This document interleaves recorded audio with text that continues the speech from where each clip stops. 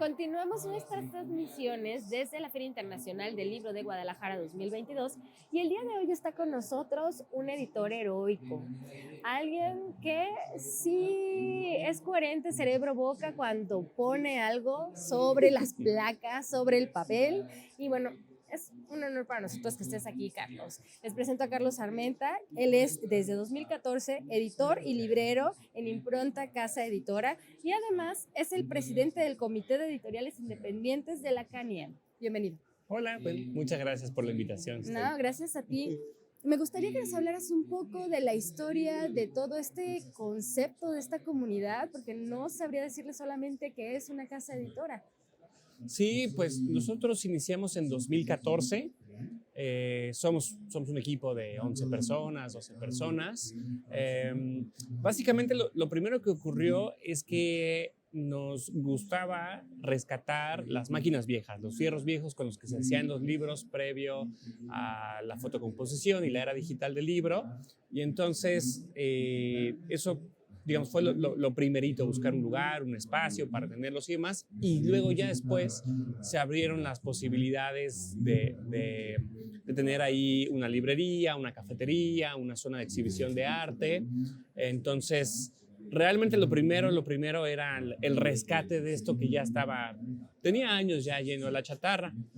Posteriormente, pues la identificación de que hay muchos otros lugares donde también se hace todo este trabajo de rescate de tipo móvil, linotipia, ¿no? Y de métodos tradicionales de impresión.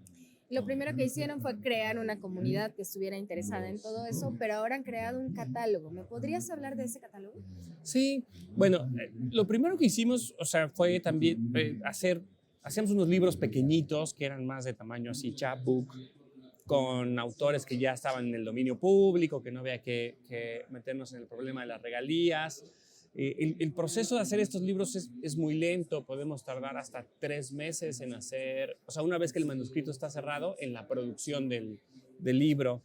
Entonces, como solamente podemos hacer 4 o 5 libros al año, cuando mucho, o sea, pues la conformación del catálogo es muy importante, es escoger como de forma muy afinada qué es lo que queremos. Lo primero es que siempre estábamos metidos en temas de literatura, arte y humanidades, ¿no? Eso era bastante claro. Pero luego, ¿qué de esos temas podían volverse un libro que se pudiera hacer con estas máquinas y que al mismo tiempo jugara un poco con los límites del libro, sin tampoco volverse un libro objeto, ¿no? Totalmente. Entonces, más o menos por ahí al principio trabajamos con muchos escritores. El primer libro de Impronta, que es un poemario chiquitito, es de Julián Herbert, que es bisel. Y por ahí tenemos un poemario de Carla Fessler, un ensayo de Verónica Gerber, pero ahora ya también estamos empezando a trabajar con piezas más gráficas, a reventar los espacios de diseño y demás. En esta FIL presentaremos un libro de Valeria Mata, que es un ensayo muy provocador sobre el tema de la propiedad intelectual y los derechos de autor. Entonces ya hemos ido no solo quedándonos, digamos, en el campo de acción de la literatura. ¿Y cómo ha sido su travesía en esta industria cultural que al final de cuentas el libro es un producto que terminas vendiendo porque inviertes? ¿En qué momento ustedes van como surfeando esos desafíos y esos retos que implica sobre todo, por ejemplo, ahorita la crisis del papel? Cuéntanos un poco. Pues fue muy difícil generar un modelo de negocios que respondiera bien al ecosistema libro actual y al mismo tiempo que hiciera que las 12 personas que trabajamos ahí pudiéramos vivir de forma digna además de todo esto, ¿no? Ese es el reto de todos los editores. Tampoco es el hilo negro, pero sí, al principio nuestros libros, como se hacían con estos métodos manuales, tardábamos tanto y había que buscar papeles de algodón que recibieran bien este tipo de tinta para que se presumiera la presión de la impresión. Entonces, cuando hacíamos nuestras cuentas, nuestro Excel, el libro podía llegar a costar hasta 1,800, 2,000 pesos. Y dijimos, no, eso no. O sea, lo que pasaba mucho es que la gente veía el libro, lo tomaba, lo veía y se quedaba otra vez en el librero, ¿no? Entonces, Lo que hicimos fue diversificar las actividades de la casa, tener la librería, la cafetería, presentaciones de libros, crear una comunidad que en Guadalajara hay muy pocas librerías independientes, ¿no? Contrario a lo que uno podría creer, son apenas unas 8 o 10 librerías independientes. Entonces, empezar a crear una comunidad con los libreros independientes, con los editores independientes, ¿no? Para que ese nicho que en lugares como la Ciudad de México o en Latinoamérica como Buenos Aires, Santiago, en Bogotá, es muy potente, es muy poderoso dentro, o sea, no solo con sus catálogos, sino dentro de la comercialización, y que nosotros pudiéramos como ir llenando esas necesidades culturales que había.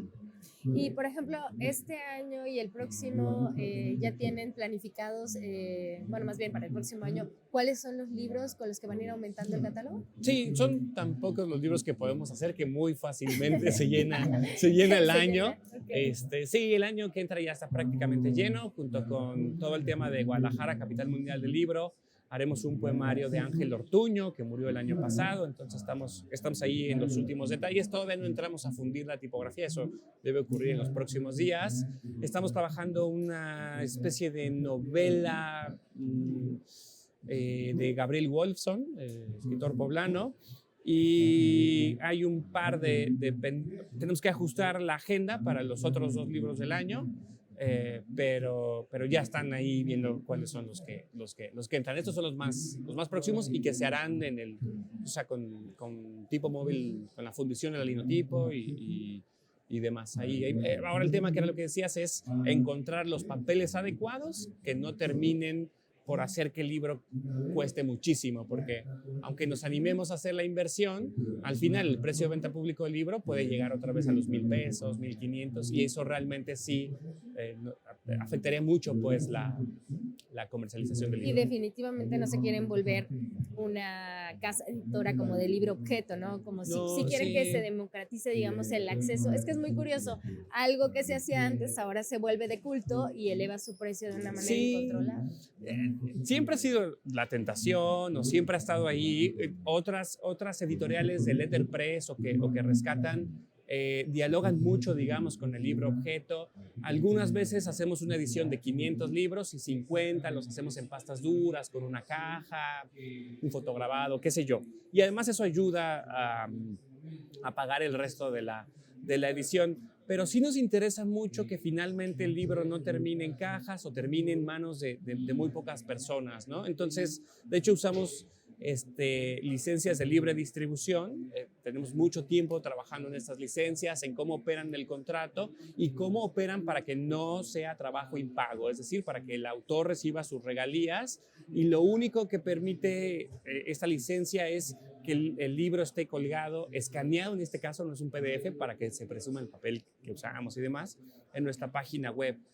Y de muchos de estos libros que están de libre acceso, tanto en nuestra web como en bibliotecas, realmente paradójicamente genera mucha mayor venta. Mucha gente dice, tengo este libro digital y lo quiero comprar, ¿no? Eso sí nos ha pasado bastante. Es un tema en el que estamos, porque desde luego parte del equipo pues se pregunta si ese modelo de libre distribución no afecta la economía de la editorial. Entonces ahí estamos en las tensiones al interior. Ahora sí que pensé en Humberto Eco y en esto que dice que el libro es como la rueda, como la tijera, ¿no? Es un invento que no importa su formato, pero sí, aquí sí tienes que pensar, si entras como en la impronta de Casa Impronta, ¿no? Entonces, a mí me gustaría, para terminar, aunque vamos a tener un reportaje muy interesante en el próximo número de Publishers Weekly en español sobre todo lo que ha sido su trabajo, que nos cuentes aquí ¿cuál fue el primer libro y por qué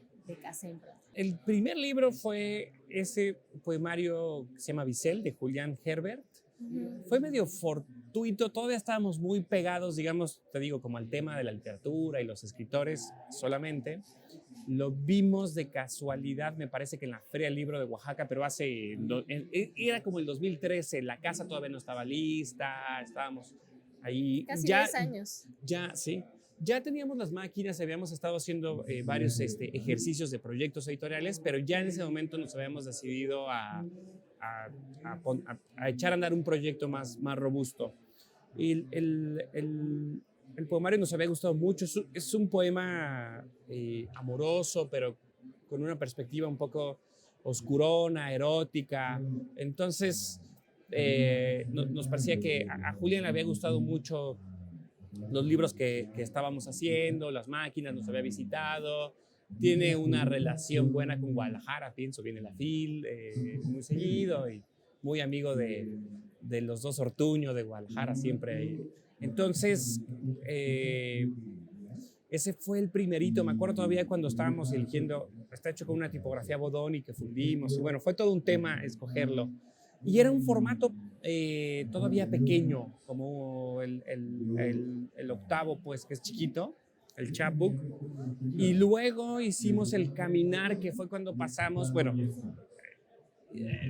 el libro grande vende más que el libro pequeño. Entonces es una desgracia. Y que la poesía, o sea, también sabemos que los géneros... Entonces, era muy difícil para nosotros animarnos a hacer un libro grande porque eso pues tiene implicaciones sobre el uso de las máquinas, sobre la formación, claro. Implica más tiempo, más costo, incluso implica más metal. Para hacer la línea de tipos usamos plomo, estaño y antimonio y no teníamos suficiente. Me acuerdo que tuvimos que estar buscando esta aleación entre las imprentas viejas para poder sacarlo.